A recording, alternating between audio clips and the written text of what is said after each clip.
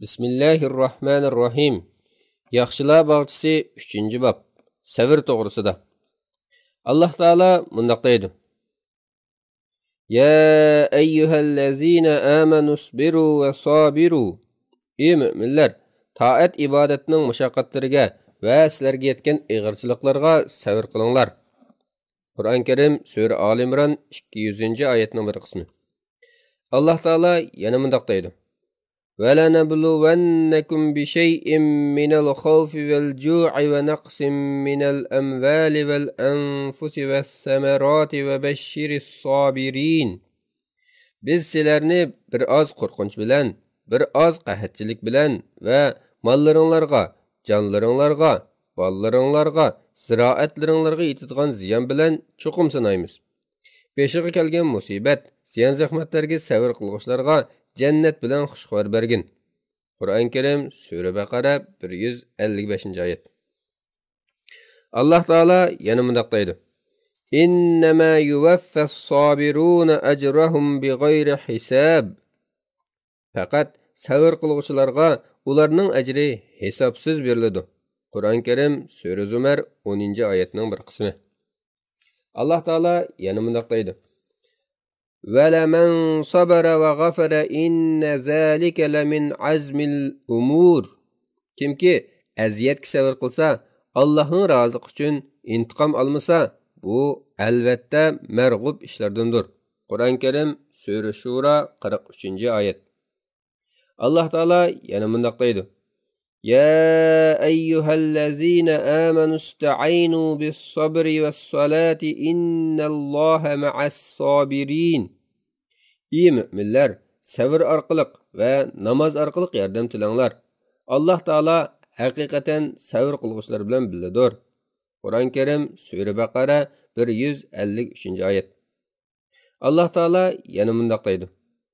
وَلَنَبْلُوَنَّكُمْ حَتَّى نَعْلَمَ الْمُجَاهِدِينَ مِنْكُمْ وَالصَّابِرِينَ وَنَبْلُو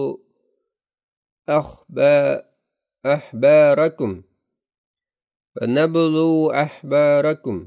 Biz sizlarni albatta cihatga emir qilish va mushaqqatli ishlarga taklif qilish bilan sinaymiz. Toki sizlarning ichinglardan Allohning yo'lida jihad qiluvchilarni va cihatning mushaqqatlariga chidashlik berguvchilarni bilganga, sirlaringlarni voqif bo'lgan qadar. Qur'on Karim Sura Muhammad 31-oyat. Savrga buyurish va uning fazilati to'g'risidagi oyatlarning nihoyat ko'pligi hammaga ma'lumliq. 25-hadis. Abu Malik ibn Aris ibn Asim radhiyallohu anhu rivoyat qilib mundaq deydi.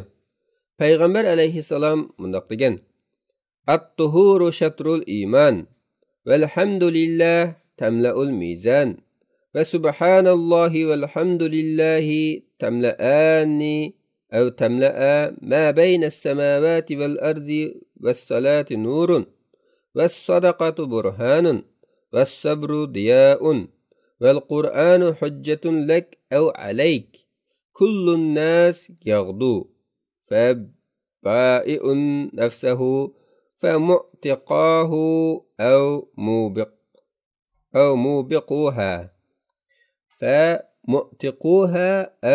موبقوها. Pakizlik imanning yerimidir. Allah Taalaga hamda aytish tarozi mizonni to'shqizudi. Subhanallah, alhamdulillah degan kalima osmon bilan zaminning o'ttirisini to'shqizudi. Namoz nurdir. Sadiqa berguchining imoniga pokitdir. Sabr julolanib turgan nurdir. Qur'on Karim amal qilsang sening foydangga, amal qilmasang sening hujjatdir. Har inson atdiganda o'zi ustida ilm setim qilg'uchidir. U o'zini qutuldirg'uchidir yoki o'zini halok qilg'uchidir. Hadisning muhim nuqtalari. 1. Islom dinida tahoratning fazilati, tahorat bo'lsa namoz durust bo'lishining shartidir. 2. Allah Taala'ni zikr qilishning fazilati. 3. Ko'proq namoz o'qishga rag'batlantirish. Chunki namoz musulmonni hayotda to'g'ri yo'lga boshlaydigan nurdir.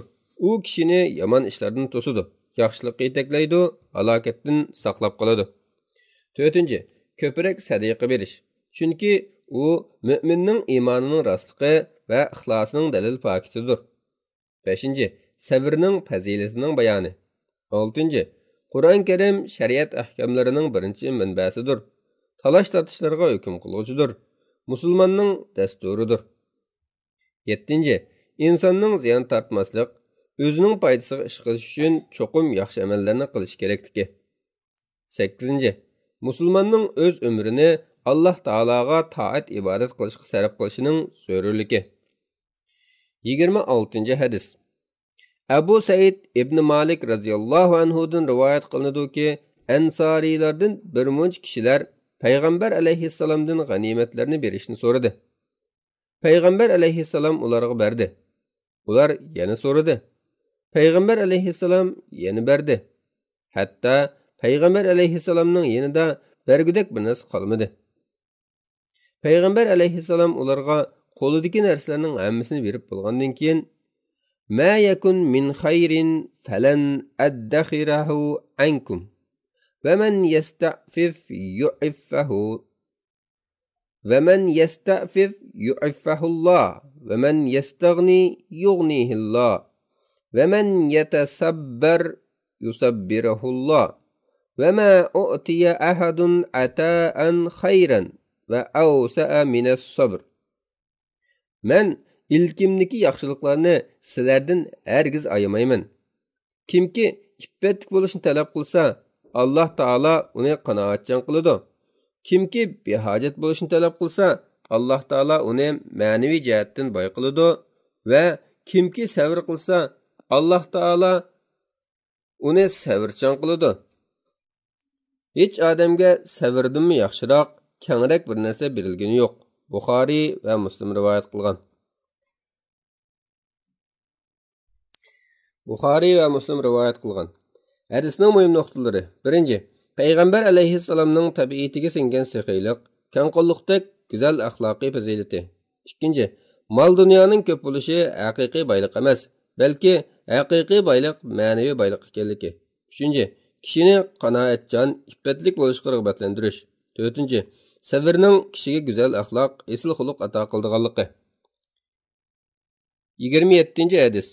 Abu Yahya Suhayb ibn Sinan radhiyallohu anhu rivoyat qilib mundaq deydi. Payg'ambar alayhissalom mundaq degan: "Ajaban li amril mu'mini inna amrahu kulluhu lahu khayr va laysa zalika li ahadin illa lil mu'min. In asabathu sarra shakara fakana khayran lah va in asabathu darra sabara fakana khayran lah." Men mümin bendening ishlaridan ayranman. Uning hamma ishi yaxshidir. Lekin müminlardan boshqalar undaq emas. Agar müminga bayoshatlik etsa, shukr qiladi. Bu uning yaxshidir. Agar uningga qattiqchilik etsa, sabr qiladi. Bu mu uning uchun yaxshidir. Muslim rivoyat qilgan. Hadisning muhim nuqtalari. 1. Musulmonning hayotidagi xushallik yoki xafalik bo'lsin, hammasi yaxshilikdan iborat bo'lib, buning sababi bilan Alloh taolaning ajriga erishadiganligi. 2. Iymoni kamil, haqiqiy mu'min xushallik paytlarida Alloh taologa shukr qiladi. G'am qayg'uga botgan chog'larida sabr qiladi. Shuning bilan dunyo va oxiratning yaxshiligini qo'lga keltiradi. Ammo iymoni kamtik odam bo'lsa, beshiga biror musibat yetsa, ichi siqilib, g'azablanadi, sabr qilmaydi. Bundaq odam bayoshat vaqtlardami Alloh taolaning ne'matiga shukr qilmaydi. Uning qadrini bilmaydi. Shuning bilan uning xushalliqi xafalikqa, ilkidagi ne'mati balo qazoga aylanadi. 28. Hadis. Anas radhiyallohu anhu rivoyat qilib mundaq deydi. Payg'ambar alayhissalomning kasali og'irlashib, sakrat yetgan chaqda Fatima radhiyallohu anha "Voy dadamay" dedi. Payg'ambar alayhissalom "Laysa ala abika karbun ba'dal yawm." Buningdan keyin dadangga sakrat kelmaydi dedi. Payg'ambar alayhissalom olamda o'tganda Fatima radhiyallohu anha "Ey Alloh taolaning chaqirig'iga ovoz qo'shgan dadajon, yotgan joyingiz firdavsiz jannati bo'lg'ay dadajon. Ey dadajon, o'lim xabarini Jibrilga yetkazimiz" dedi. Rasululloh dafn qilingan chaqda Fatima radhiyallohu anha Payg'ambar alayhissalomning ustiga to'p tashlashga qandoqmi ko'nglinglar unidi dedi. Buxoriy rivoyat qilgan. Hadisning muhim nuqtalari. kishi sakratga tushib qolganda uningga ich og'ritishning durust ekanligi. Ikkinchi, kishi o'lgandan keyin meyitning yaxshi sifat xuluqlarini tilga olishning durustligi. Uchinchi, qattiq sakrat holatidagi payg'ambar alayhissalomning chidamchanligi. 29-hadis. Rasulullohning xodimi Zayd ibn Haris bo'lsa, payg'ambar alayhissalomning do'sti va do'stining o'g'li edi. Alloh taolo u ikkisidan rozi bo'lsin.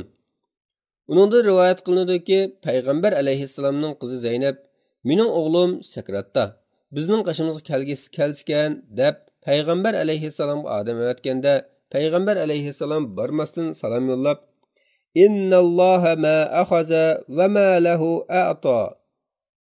Estağfurullah.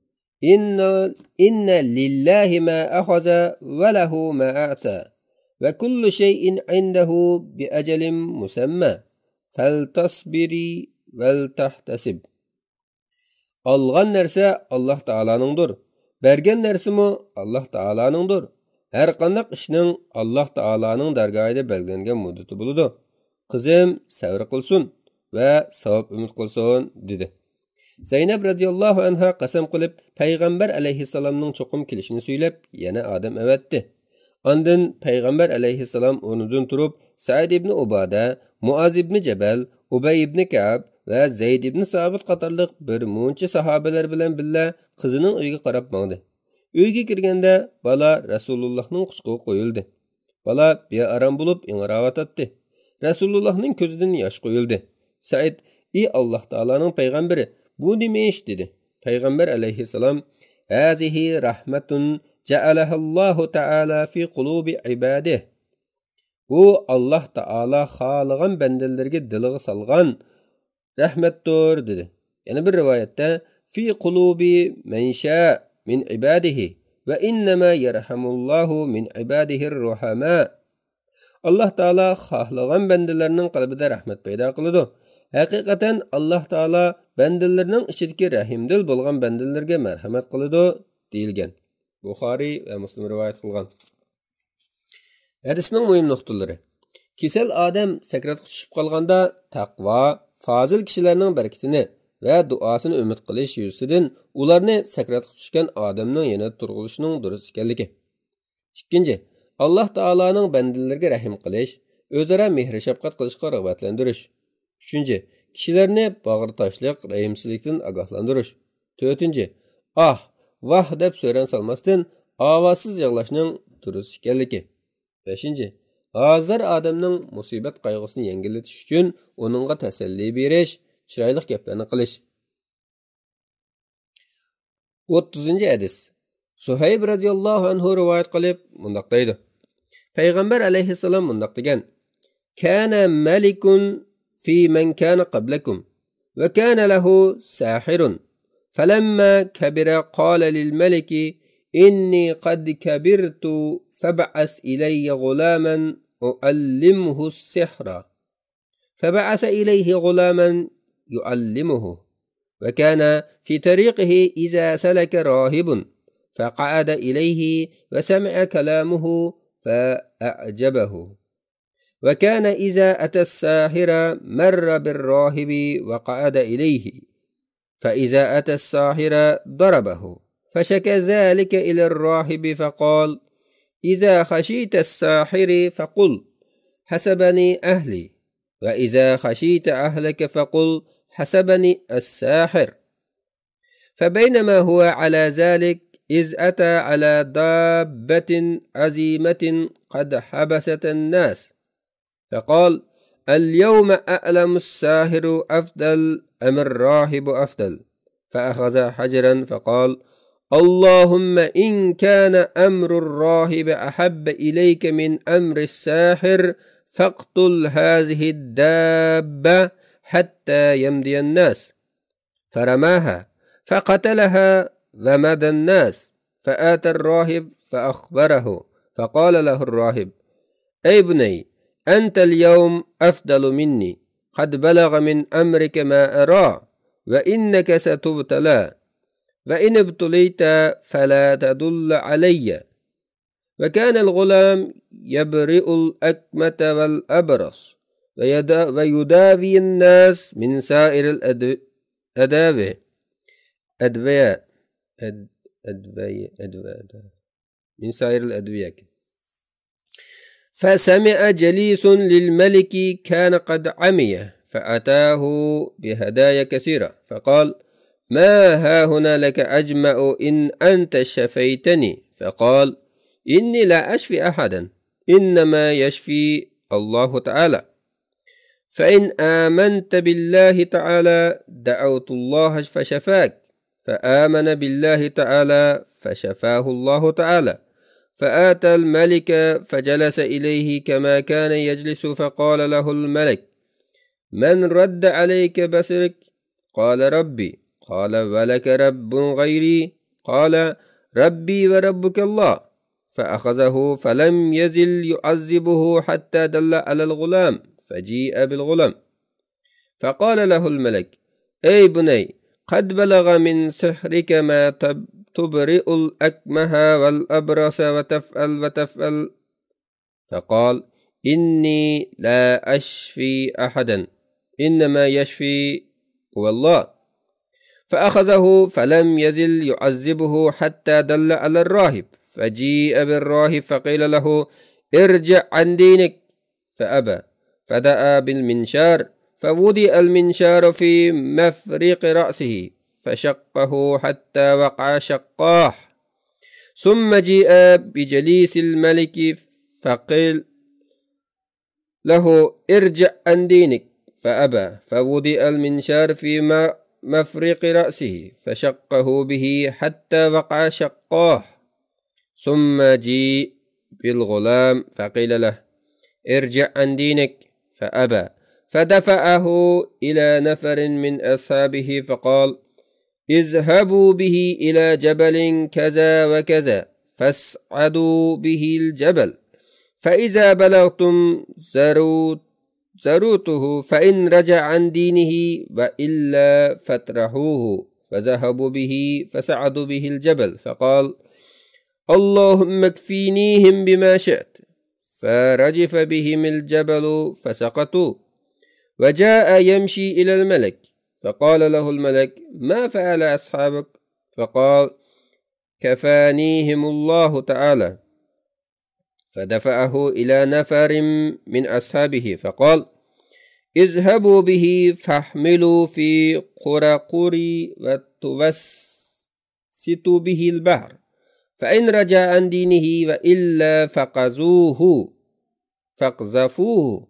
فذهبوا به فقال: اللهم اكفينيهم بما شئت. فانكفأت بهم السفينة فغرقوا. وجاء يمشي إلى الملك، فقال له الملك: ما فعل أصحابك؟ فقال: كفانيهم الله تعالى. فقال للملك: إنك لست بقاتلي حتى تفعل ما آمرك به. قال: ما هو؟ قال: تجمع الناس في سعيد واحد، وتسلبني على جزع، ثم خذ سهما من كنانتي، ثم دع السهم في كبد القوس، ثم قل: بسم الله رب الغلام، ثم ارميني، فإنك إذا فعلت ذلك قتلتني.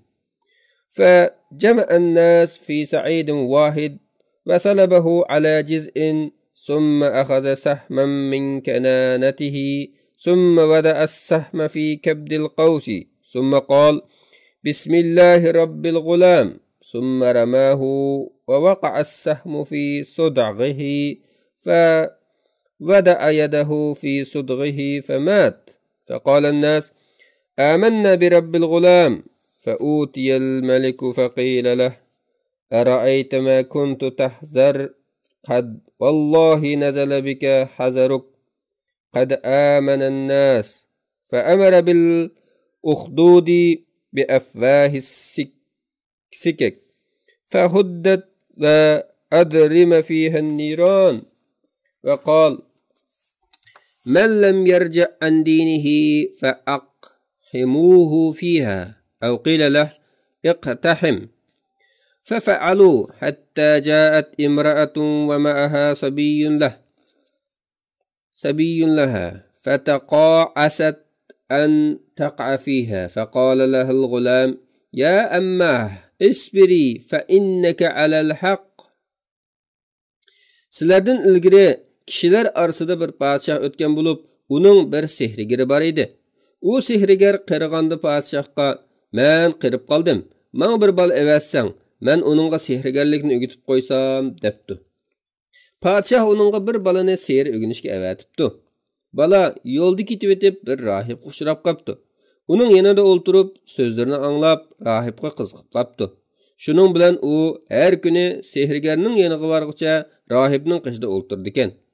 Sehrigerning qışığı kelgende sehriger uni kechikip qaldың dep urdy eken.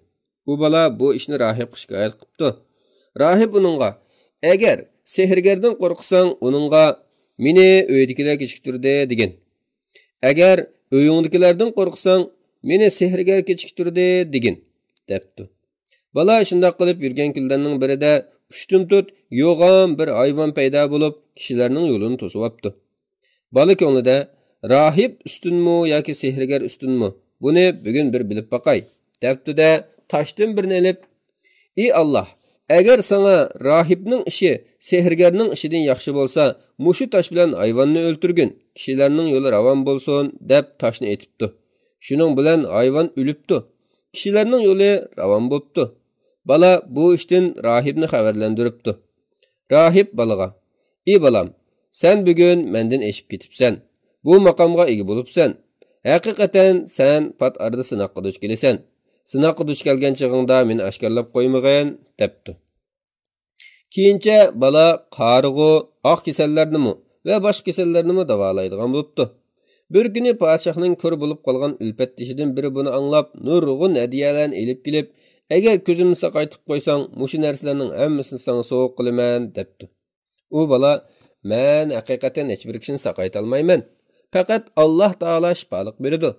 Eger sen Alloh taologa iymon etsaň, men Alloh taologa duo qilay, sana shifolik bersin" depdi. U Alloh taologa iymon etibdi. Alloh taolo uning shifolik beribdi. U kishi padişahning qishig'i berib, buning o'rnida o'ltiribdi. Padişah uningga, "Ko'zingni kim saqaytib qo'ydi" depdi. U, "Parvardigorim" depdi. Padişahning achchig'i kelib, "Sening mendan boshqa parvardigoring bormi?" depdi. U, "Alloh taolo sening va mening parvardigorimdir" depdi. Shuning bilan padişah uni qattiq qiynabdi. U oxir balani deb qo'yibdi. Shuning shundoq qilib bala padişahning oldiga keltirilibdi. Padişah balaga, "Ey o'g'lim, sening sehrdagi mahorating qarg'u va oq kasallarni davolash darsiga yetibdi. Ham mundaq ishlarni qila olabsan" depdi. Bala, "Yo'q, men hech kimni saqaytalmayman. Faqat Alloh taolo shifolik beradi" depdi. Shuning bilan padişah uni qattiq qiynabdi. Oxir bala rahibni ko'rsatib qo'yibdi. Rahib akaldirilibdi. Padişah uningga, "Diningdan yon" depdi. Rahib unimabdi. Padişah her akaldirib, rahibning beshining o'ttirisi qo'yib, "Har" depdi. Rahibning beshi ikki parcha bo'lib yerga tushibdi. Ondan padişah ülpet ishini akaldirib, uningga, "Diningdan yon" depdi. Umi unimabdi. Ondan uning beshinimi "Har" deb ikki parcha qilib etibdi. Ondan balani akilib uningga, "Diningdan yon" depdi. Balami unimabdi. Padişah uni o'zining qo'l ostidagi bir top kishiga topshirib, "Sizlar paloni taqqa chiqinglar. Tog'ning cho'qqisiga chiqqanda u dinidan yanimiz tashlab etinglar" depdi. Ular mengib bir taqqa chiqibdi. Bala, "Ey Allah, sen xolig'ining bo'yicha meni ularning sharridan saqlag'in" depdi. Shu chaqda tog' tavrab padişahning odamlari tog'dan tushib ketibdi. U bala padişahning oldiga yolg'iz kelibdi. Padişah uningdan, "Hamrohlaringga nima bo'ldi?" deb so'rabdi. Bala, "Alloh taolo meni ularning sharridan saqladi" deb javob beribdi. Padişah uni o'z odamlaridan bir top kishilarga topshirib, "Sizlar uni apirib kemaga selinglar. Kema dengizning o'ttirisiga borganda, agar dinidan yanmasa uni dengizga tashlab etinglar" debdi. Ular mengib dengizning o'ttiriga kelganda, u bala, "Ey Alloh, xolig'ining bo'yicha meni ularning sharridan saqlag'in" debdi. Shu chaqda kema ag'dirilib ketibdi. U yana padişahning qishig'iga yolg'iz kelibdi. Padişah uningga, "Hamrohlaringga nima bo'ldi" debdi. Bala, Allah Taala meni ularning sharridan saqlab qoldi. Sen mening deganim bo'yicha qilmoqcha meni hargiz o'ltira olmaysan, debdi. Podshoh, "U nima ish?" deb so'rabdi. U bala, "Sen kishilarni bir dönge yig'ib, meni xo'rmining shexiga asqin. Andin mening o'qtinimdan bir o'qni elib, o'qiyaning o'ttirig'i qo'yib, balaning parvardigori bo'lgan Alloh taolaning nomi bilan boshlayman deb atqin. Haqiqatan shundoq qilsang meni o'ltira olaysan" debdi. Shundoq qilib podshoh kishilarni bir dönge yig'ibdi. Balani bir xo'rm shexiga esibdi. Andin o'qni elib, o'qiyaning o'ttirisiga qo'yib, balaning parvardigori bo'lgan Alloh taolaning nomi bilan boshlayman deb uningga aytibdi. O'q balaning chekisiga tegibdi. U qo'li bilan chekisini tutgan peti o'libdi. Kishilar biz balaning parvardigoriga iymon etdik deb to'g'rishibdi. Kishilar podshohning qashiga kelib uningga "Ko'rdingmi? Alloh taolaning nomi bilan qasamki, sen qo'rqqan ish oxiri yuz berdi. Haqiqatan nurg'un kishilar iymon etdi" debdi. Andin podshoh ko'cha ig'izlariga cho'nqur o'rak ko'lab o't yiqishga buyuribdi. O't yiqilib ulg'ayishga boshlabdi. Podshoh, "Kim dinidan yanmaydi ekan, uni o'rak yiqilgan o'rakka tashlanglar yoki ularga o'raklarga tushinglar denglar" debdi. Podshohning odamlari shunday qilibdi. Hatto kichik bolasi bor bir ayol o'rak oldida turib qolganda, uning bolasi zuvan kelib, "Onajon, chidig'in, chunki haqiqat sen tarafda" debdi. Muslim rivoyat qilgan.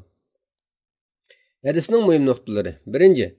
Avliyalarga Alloh taolaning ba'zi karomatlarini ato qilganligini isbotlash. 2.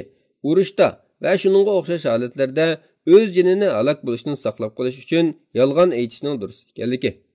3. Mo'min odamning iymonining rostligi, haq so'zda ching turish turmasligida sinildiganligi, hatto bu xil sinoq uning jiniga berib taqilishi mumkinligi. 4.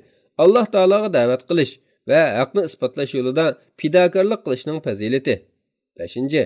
Alloh taoloning haqni ustun qilib, haqiqat ahliga g'alaba ato qildiganligi, yolg'onni pas xor qilib, yolg'onchi zolimlarni mag'lub qildiganligi. 6. Bu hadisdagi qissada Qur'on Karimning mo'jizasi isbotlangan. Chunki Qur'on Karim tarix allaburun unutgan, hech kim bilmaydigan voqea ishlarni bayon qilgan. Qur'on Karim sur burishda yuqorqi qissa tilga 7. Vaz-nasihat qilganda hikoyaning kishilarga bakrak ta'sir qiladiganligi va uzoqcha unutilmaydiganligini ko'zda tutib, hikoya aytish usulini qo'llanishning bir xil unumli usul ekanligi. 31. Hadis. Anas radhiyallohu anhudan rivoyat qilinadiki, payg'ambar alayhissalom qabrining boshida o'lib ketgan bolasiga yig'layotgan bir ayolning qishida o'tib ketib, u ayolga "Ittaqillaha wasbiri" Alloh taoladan qo'rqqan, sabr qilgan dedi. U ayol payg'ambar alayhissalomni tunimay, "Neri bor? Menga kelgan musibat san kelgani yo'q" dedi. Ondan u ayolga bu zotning payg'ambar alayhissalom ekanligi aytilganda, u ayol payg'ambar alayhissalomning oldiga kelib, odatda podshohlarning o'rnlarining oldida bo'lgan darvozalarni uchratmay, payg'ambar alayhissalomning qishi udul kirib, "Ey Alloh taolaning payg'ambari, men seni toniy olmabdiman" deb o'zri bayon qildi. Payg'ambar alayhissalom, "Innamas sabru indas sadamatil ula" musibatdan tunji zarba tekkanda, ya'ni yengillikida qilingan sabr yaxshi hisoblanadi dedi. Buxoriy va Muslim rivoyat qilgan. Hadisning muhim nuqtalari. 1. Sabrsizlikning taqvolik bilan qarim-qarshiligi. 2.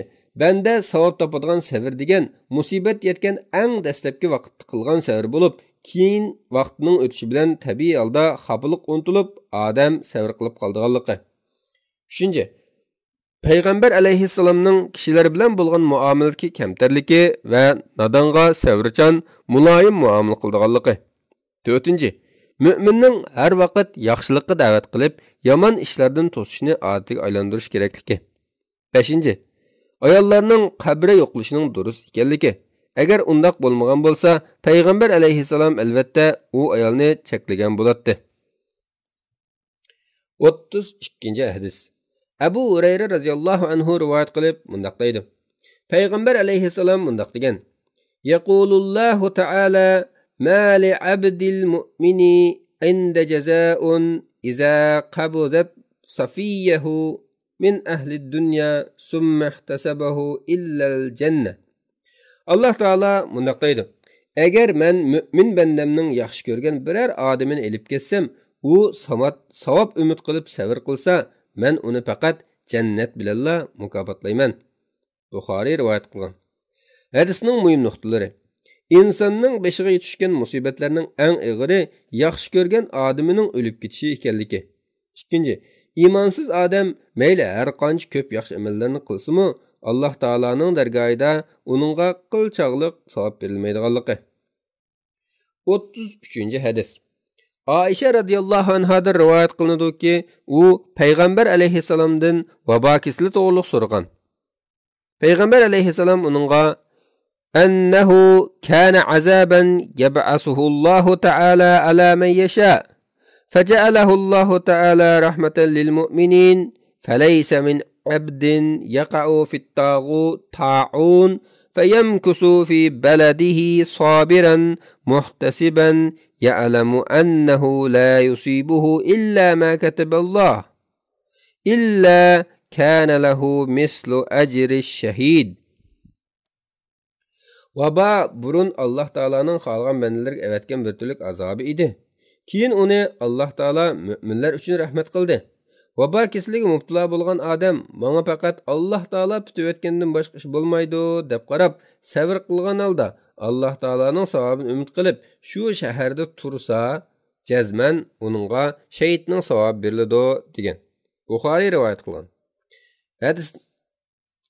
Hadisning muhim nuqtalari. Birinchi, agar mu'minning maqsadi Alloh taoloning rahmati ve savabını ümit qilish bo'lsa, u o'ziga yetgan vabo kasalining Alloh taolaning taqdiri bilan shundoq bo'lganligiga, kasaldan saqayishiningmi Alloh taolaning taqdiri bilan bo'lganligiga chin tutib, saq va kasal holatlarda faqat bir Alloh taolaga yo'lansa, Alloh taolo uningga shahidning savobini berdiganligi. Ikkinchi, vaboga o'xshash yomon kasalga mubtalo bo'lib, sabr qilgan kishi qabr azobi va qabrining fitnesidan aman bo'lganligi. Üçüncü, vabo kasallik giriftar bo'lgan odamning kasalligining boshqa yerga tarqab ketmasligi uchun o'zi turayotgan joydan chiqib ketmasligi. To'rtinchi, shahidning savobi beriladigan odam faqat mujohidlar bilan cheklanmaydi, balki u vabo bilan o'lgan odam, suvda g'arq bo'lib o'lgan odam va nifos bilan o'lgan odamlarni o'z ichiga oladi. 34-hadis. Anas ibn Malik radhiyallohu anhu rivoyat qilib mundaq deydi: Men payg'ambar alayhissalomning mundaq deganligini anglagan edim. Innalloha azza va jalla qol: "Izabtalaytu abdi bi habibatihi fasabara, awwaltuhu minhuma al-jannah." Alloh taolo mundaq deydi: Men bandamni ikki ko'zini ayırsam, u buning sabr qilsa, ikki ko'zining badaliga uningga jannat ato qilaman. Buxoriy rivoyat qilgan. Hadisning muhim nuqtalari. Birinchi, insonga jannatdek mushundoq zo'r mukofot va'da qilinishining sababi ikki ko'zning insonning a'zolari ichidagi qimmati va ahamiyatining zo'rligi. Ikkinchi, jannatning ikki ko'zidan ayrilib qolganlarga berilgan eng chong mukofot ekanligi.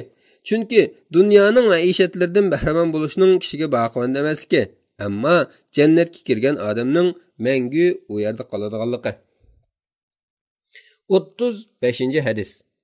Ato ibn Abu Rabah radhiyallohu anhu mundaq deydi: Ibn Abbas menga sana ahli jannatdan bir ayolni ko'rsatib qo'yaymi dedi. Men shundoq qilgin dedim. Ibn Abbas u bo'lsa qaratallik ayoldirki, u xotun payg'ambar alayhissalomning qishig'iga kelib, mening tutqoqlik keslim bor. Tutqoq keslim qo'zg'ilib qolgan chog'da yiqilib tushib, badallarim echilib qoladi. Mening saqayib qolishim uchun Alloh taologa duo qilib qo'ysang dedi. Payg'ambar alayhissalom: In shi'ti sabarti valakil jannah va in shi'ti ta'awtulloh ta'ala an yu'afik.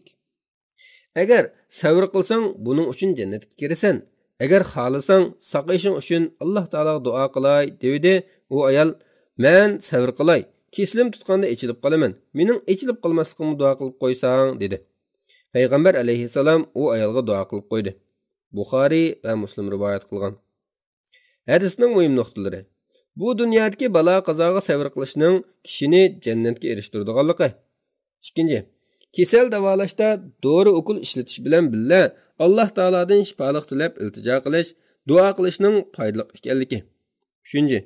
İnson taqati qurbi yetadigan holatda savob umid qilish yuzidan iboratlarni to'liq bilan qilishning afzalligi.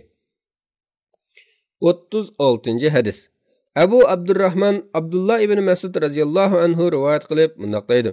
Payg'ambar alayhissalom bir payg'ambar to'g'riliq so'zlab bergan ediki, helimu hozirgidek esimda. Bir payg'ambar o'tgan, qavmi urib, uning badini qoniga bo'yib o'tgan. U yuzidagi qonlarni surtib turib, Allahumma g'fir li qavmi fa innahum la ya'lamun. Ey Allah, qavmimni afv qilgin, chunki ular uqmaydi degan. Buxoriy va Muslim rivoyat qilgan. Hadisning muhim nuqtalari. 1.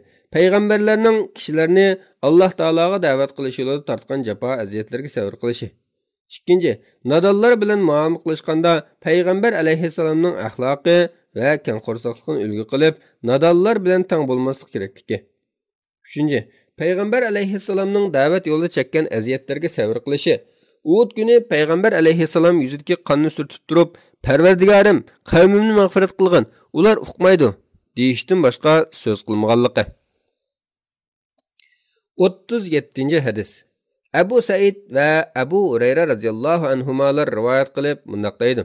Payg'ambar alayhissalom bunday degan: "Ma yusibul muslima min nasabin wala wasabin wala hammin wala hazanin wala azan wala ghammin hatta ash-shawkatu yushakuha illa kaffarallahu biha min khatayah." Musulmonga yetgan qiyinchilik, kasallik, g'am-g'ussa, aziyat va xafalıqlarning hammasi uchun, hatto badaniga kirgan tikan uchunmi Alloh taolo uning xatoliqlarini kechiradi. Buxoriy va Muslim rivoyat qilgan. Hadisning muhim nuqtasi, mu'minga yetadigan kasallikka o'xshash aziyatlarning hammasi uning gunohlarini yuvitadiganligi. 38. hadis. Abdullah ibn Mas'ud radhiyallohu anhu rivoyat qilib bunday deydi. Payg'ambar alayhissalom og'rib yotganda kirsam, u qattiq qizib, araj tortayotgan ekan. Men uningga haqiqatan qattiq qizyapsan, buning uchun sana 2 hassa savob berilamdi deb so'radim. Rasululloh: "Ajal, zalika kazalika ma min muslimin yusibuhu azan, hatta ash-shawkatu fama fawqaha yushakuha illa kaffarallahu biha sayyi'atihi. وحتت عنه ذنوبه كما تحط الشجرة ورقها." Musulmon odamga aziyat yetsila, hatto tikanchog'liq va uningdan kichikroq aziyat yetsimi, Alloh taolo uning badaniga u odamning gunohlarini o'chiradi. Alloh taolo uning xatoliqlarini daraxtning yaproqlari to'kilgandek to'kutadi. Buxoriy va Muslim rivoyat qilgan. Hadisning muhim nuqtalari. 1. Har xil balo qazo yetgan odam sabr qilsa savob berishadiganligi. 2. Yana bir hadisda ashaddukum bala'an al-anbiya. Qattiq balo qazoga yo'liqadiganlar payg'ambarlardir deyilgan. Alloh taolo payg'ambarlarni kishilarning ulgusi qilganlik uchun ularga kamoliy sabr ato qilgan. 39. hadis. Abu Hurayra radhiyallohu anhu rivoyat qilib bunday deydi. Payg'ambar alayhissalom bunday degan: "Man yuridillahu bihi khayran yusib minhu." Alloh taolo kimga yaxshilikni iroda qilsa, uni xafalikka duchor qiladi. Buxoriy rivoyat qilgan. Hadisning muhim nuqtasi: mu'min biror ko'ngilsizlik, balolarga yo'liqishdan xoli bo'la olmaydi. Bularning hammasi mu'min uchun yaxshilik, savob ato qiladigan bo'lib, uning yomonliklarini yuvitadi. 40. hadis. Anas ibn Malik radhiyallohu anhu rivoyat qilib bunday deydi. Payg'ambar alayhissalom bunday degan: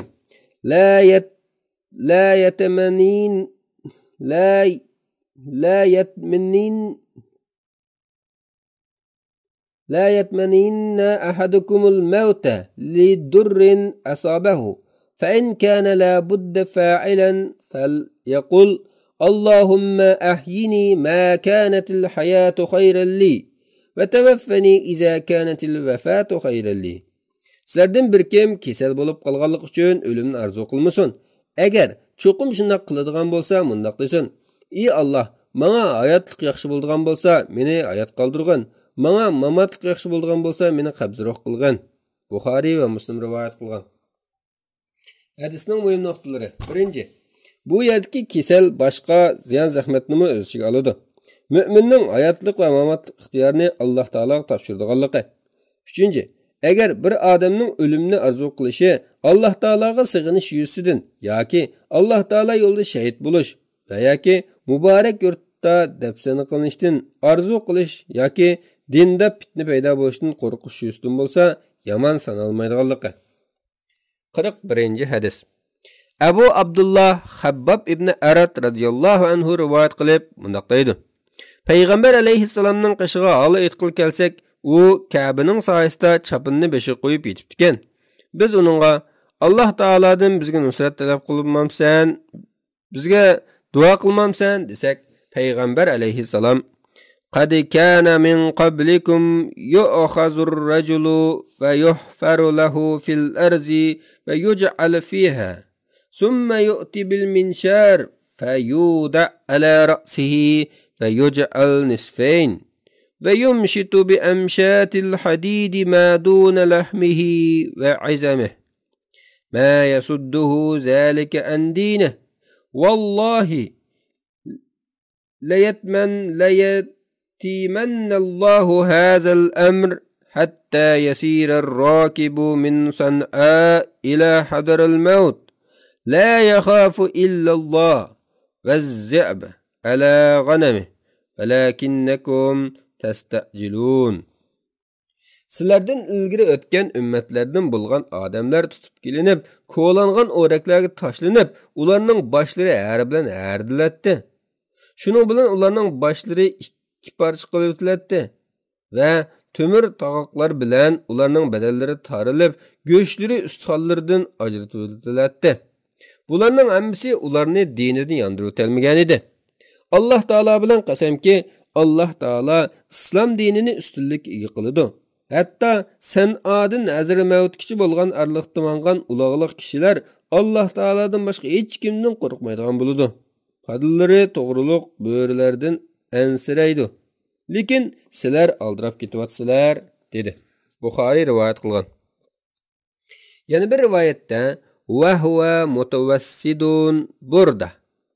Payg'ambar alayhisalom to'nini beshiga qo'yib yetibdi degan so'zning o'rniga va qad laqina minal mushrikina shidda. Mushriklardan qattiq aziyatlarga uchirdik degan ibora qistirilgan deyilgan. Hadisning muhim nuqtalari. Birinchi, aqida yo'lida tortgan aziyat azoblarga sabr qilishning fazilati. Ikkinchi, payg'ambar alayhisalomning islom dinining tarqalishi, shuning bilan tinchlik, xotirjamlikning umumlashishi haqidagi kelgusidan oldin bishorat bergan bishoratining payg'ambarlik dalillaridan biri hisoblanganligi. Uchinchi, payg'ambar alayhisalomning sahobalarining har xil aziyat azoblarga sabr qilishi, ularning payg'ambar alayhisalomga hol aytishi zerikish va malollikdan bo'lmasdan, balki ular tinch sharoitda butun zehni bilan Alloh taologa ibodat qilish, Alloh taologa yo'linishni orzu qilganligi uchun ekanligi. To'rtinchi, payg'ambar alayhisalomning sahobalarga ulardan ilgari o'tgan solih bandalarning dinida qattiq sinoqlar duch kelib, sabr qilganligini ulgu qilish yuzidan aytib o'tganligi. 5. İslam dinining tinchlik dini ekanligi. 42. hadis. İbn Mas'ud radhiyallohu anhu rivoyat qilib mundaq deydi. Hunayn jangida payg'ambar alayhisalom g'animatlarni bo'lishda ba'zi kishilarga e'tibor berdi. Aqra'a ibn Harisga 100 tuga, Ubayna ibn Hisnga 100 tuga berdi va arablarning mu'tabarlariga mu taqsimotda e'tibor berdi. Bir kishi Alloh taolaning nomi bilan qasamki, bu taqsimotda adillik bo'lmadi.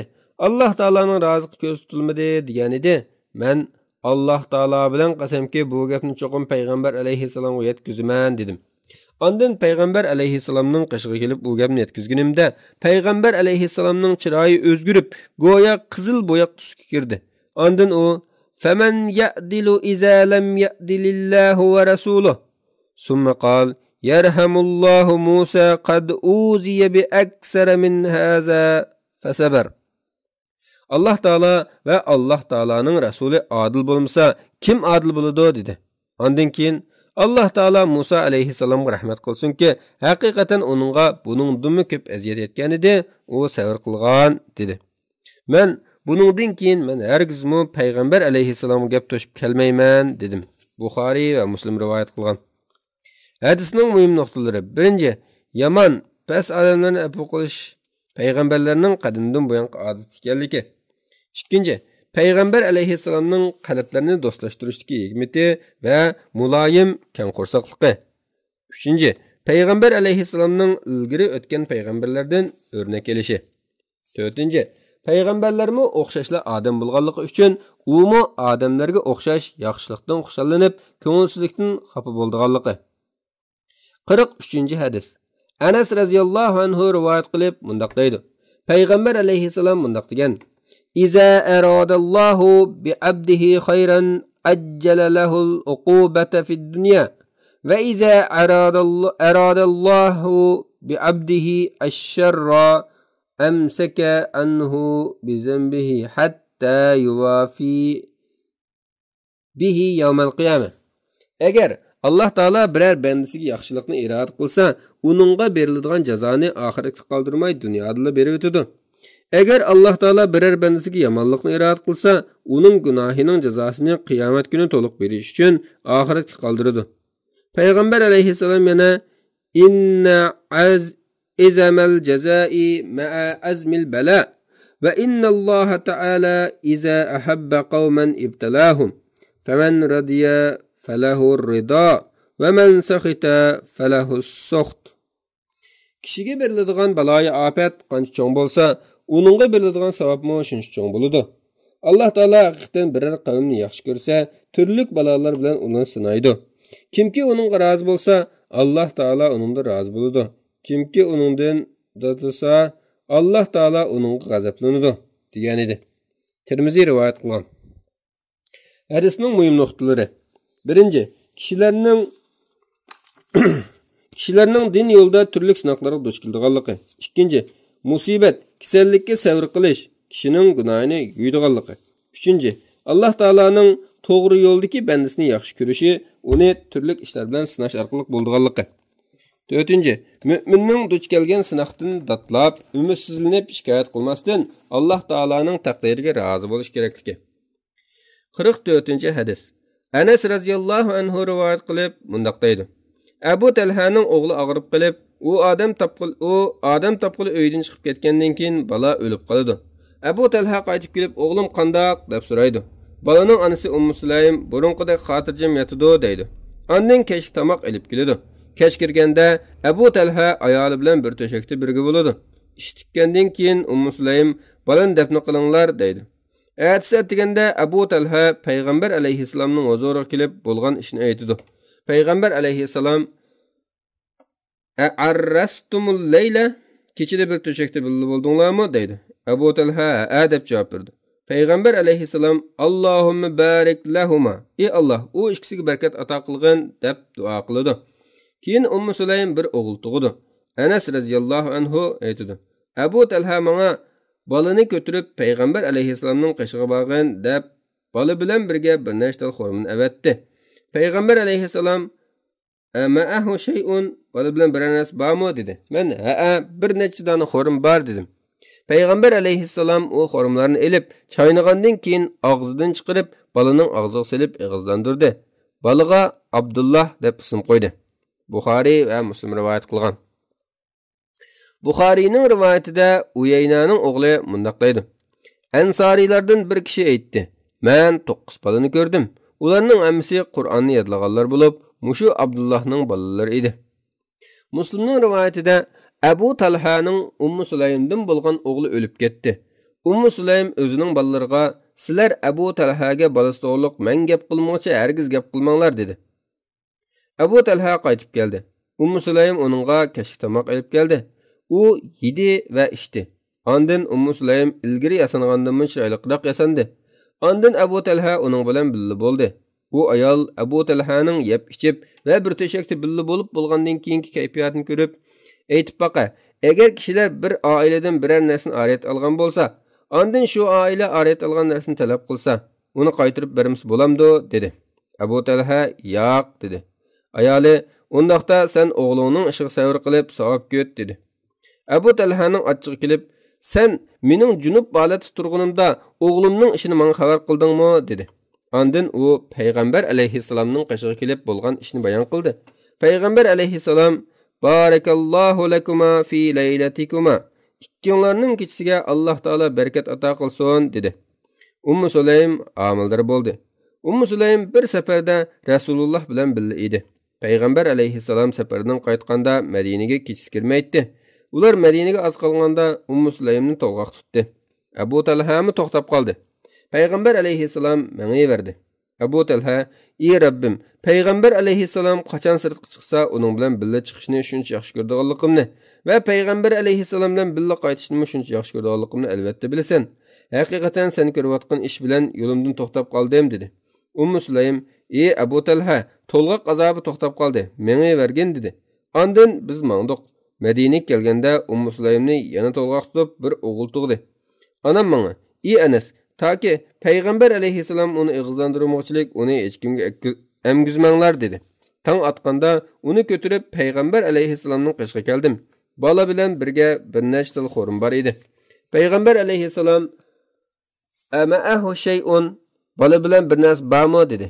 Anas radhiyallohu anhu, "Ha, bir nechta til xo'rim bor" dedi. Payg'ambar alayhissalom ularni elib chaynidi. Ondan uni og'zidan chiqarib, balaning og'ziga silib ig'izlantirdi va uningga Abdullah deb ism qo'ydi. Hadisning muhim nuqtalari. Birinchi, hadisda aql farosatli musulmon ayol obdan xotinning amaliy ulgusini ko'rsatib berilganligi. Ikkinchi, balasining o'limiga sabr qilgan Ummu Sulaym sabrsiz ayollar uchun yaxshi o'rnak bo'lganligi. Uchinchi, biror musibat xabarini yetkazishda siyliq sipoyi gaplar bilan ifodalashning lozimligi. To'rtinchi, sahobalarning payg'ambar alayhissalom bo'lgan muhabbati, payg'ambar alayhissalom bilan birga ham suhbat bo'lish, uning barakatli duosiga erishishga bo'lgan erishmanligi. Beshinchi, xotinning bir-birining dardiga darmon bo'lib, qayg'usini yengillatishi, o'ttiridagi muhabbatni kuchaytirish uchun o'zini tuzab, yasinib yurishining sunnat ekanligi. Oltinchi, ota-ona bo'lg'uchining balasiga yaxshi, ma'nilik ismlarni tanlashining zarurligi. Ismlarning eng yaxshisi Abdullah ekanligi. Yettinchi, kimki Alloh taolaning roziligi uchun biror narsani tark etadigan, Alloh taolo uning o'rniga uningdanmi yaxshi narsa to'ldirib beradiganligi. 45-hadis. Abu Hurayra radhiyallohu anhu rivoyat qilib mundaq deydi. Payg'ambar alayhissalom mundaq degan: "Laysa ash-shadidu bis-sur'ati, innama ash-shadidu allazi yamliku nafsahu 'inda al-ghadabi." Chelishqanda yengen nochi emas, ochiq kelganda o'zini besib olgan odam haqiqiy nochidir. Buxoriy va Muslim rivoyat qilgan. Hadisning muhim nuqtalari. Birinchi, islom dinidagi kuch-quvvat, botirlik iborasining ma'nosining jahiliyat davriga o'xshamagan holda esil axloq va ijtimoiy xulqni ko'rsatganligi. Ikkinchi, insonning o'z nafsi bilan kurash qilishi va uning tizginini tortib turishining dushman bilan urush qilgandan keyin qiyin ekanligi. Uchinchi, musulmonning g'azab, ochiqlanishdan o'zini tutishining lozimligi. Ochiqning kishiga jismoniy, psixiklik va ijtimoiy ziyonlarni elib kelganligi. 46-hadis. Sulaymon ibn Surad radhiyallohu anhu rivoyat qilib mundaq deydi: "Men payg'ambar alayhissalom bilan birga o'ltiratdim. Ikki odam tilishib qoldi. Ularning ichidan birining yuzi qizarib, tomirlari ko'pib ketdi. Payg'ambar alayhissalom: "Inni la a'lamu kalimatan law qalaha la zahaba anhu ma yajid. Law qala a'udhu billahi minash shaytonir rajim, zahaba anhu ma yajid." Haqiqatan men bir so'z bilamanki, u odam uni aytsa ochiq yanadi. U bo'lsa-mu a'udhu billahi minash shaytonir rajim degandan iborat dedi. Sahobalar g'azablangan kishiga payg'ambar alayhissalom a'udhu billahi minash shaytonir rajim degan dedi deb xabar qildi. Hadisning muhim nuqtalari. Bu hadis va imma yanzaghannaka minash shaytoni nazghun fasta'iz billahi innahu sami'un alim. Agar shayton sana vasvas qilsa, Alloh taolo sig'inib panoh tiligin. Alloh taolo haqiqatan anglab turg'uchidir degan oyatdan ilingan bo'lib, shayton g'azabni qo'zg'aydi. G'azab ochiq bo'lsa, din va dunyolikda kishiga ziyon yetkazadi. Shunga shaytonning vasvasasidan Alloh taologa sig'inib panoh tilash bilan qutulg'ili bo'lganligi. Ikkinchi, Payg'ambar alayhissalomning har qanday fursatni ching tutib, sahobalarga ta'lim berdiganligi. 47 hadis. Muaz ibn Anas radhiyallohu anhu rivoyat qilib mundaq deydi. Payg'ambar alayhissalom mundaq degan: "Man kazama g'ayzan va huwa qodirun ala an yunfizahu ta'ahu Alloh subhanahu va ta'ala ala ru'usil khalaiq yawmal qiyamati hatta yukhayyirahu min al-huril ayn ma sha." Kimki ochiqi bo'yicha ish qilishga qodir turuqliq ochiqini yussa, Alloh taolo qiyomat kuni u odamni xaloyiqlarning oldida chaqirib, go'zal lo'rlardan xolig'ini tanlash ixtiyorini berdi. Abu Davud va Tirmiziy rivoyat qilgan. Hadisning muhim nuqtasi mo'minning ochiqini besishga buyurilganligi. 48 hadis. Abu Hurayra radhiyallohu anhu rivoyat qilib mundaq deydi: Bir kishi payg'ambar alayhissalomga "Menga nasihat qilib qo'ygin" dedi.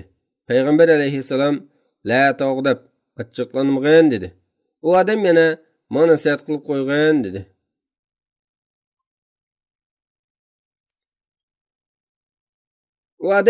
"Menga nasihat qilib qo'ygin" degan so'zni bir qancha qatim takrorladi. Payg'ambar alayhissalom "La tog'dab, yana ochiqlanma" deb javob berdi. Buxoriy rivoyat qilgan. Hadisning muhim nuqtalari. Birinchi, ochiqlanish g'azabning kishiga keltiradigan ziyonlari. Ikkinchi, dunyo ishlarida ochiqlanish g'azab qilishning ayiblanganligi. 49 hadis. Abu Hurayra radhiyallohu anhu rivoyat qilib mundaq deydi. Payg'ambar alayhissalom mundaq degan: "Ma yazalul bala'u bil mu'minin vel mu'mina fi nafsihi ve veladihi ve malihi hatta yalqallahu ta'ala ve ma alayhi xati'atun." Mümin er ve mümin ayollar özlerinin canlarida, balalarida, mallarida musibetlerge yolqib turdu. Ahir günahlardan pak bolgan halda Allah Taala'nın dergahıga bardı. Tirmizi rivoyat qilgan. Hadisning muhim nuqtalari. Birinchi, mümin er ve mümin ayolning turli balalar bilan sinilib turdiganligi. Ikkinchi, Allah Taala Qur'on Karimda وَلَنَبْلُوَنَّكُمْ بِشَيْءٍ مِّنَ الْخَوْفِ وَالْجُوعِ وَنَقْصٍ مِّنْ أَمْوَالِ النَّاسِ وَمِنْ أَمْوَالِ وَالْأَنْفُسِ وَالثَّمَرَاتِ Biz sizlarni bir az qo'rqinch bilan, bir az qahatchilik bilan va mollaringlarga, jonlaringlarga, ziroatlaringlarga yetadigan ziyon bilan cho'qim sinaymiz degan oyatda sinalg'uchi mu'minlarga berilgan savobdan xush xabar bergan. 50 hadis. İbn Abbas radhiyallohu anhu rivoyat qilib bundaq deydi. Uyayna ibn Hisni kelib qarindishining o'g'li Hur ibn Qaysninkiga tushdi. U Umar radhiyallohu anhuning yaqinlaridan edi. Qarilar mayli qari bo'lsin, mayli yosh bo'lsin, Umar radhiyallohu anhuning suhbatdosh kishilari va maslahatchilari edi. Uyayna qarindishining o'g'liga: "Ey qarindishimning o'g'li, sening xalifaning oldida yuzing bor. Ko'rishishga menga ruxsat elib bersang" dedi. Xalifa Umar uningga ruxsat berdi. Uyayna kirib: "Ey Xattobning o'g'li, Alloh taolo bilan qasamki, sen bizga ko'p narsa bermeding. Bizning o'ttirimizda adil hukm qilmading" dedi.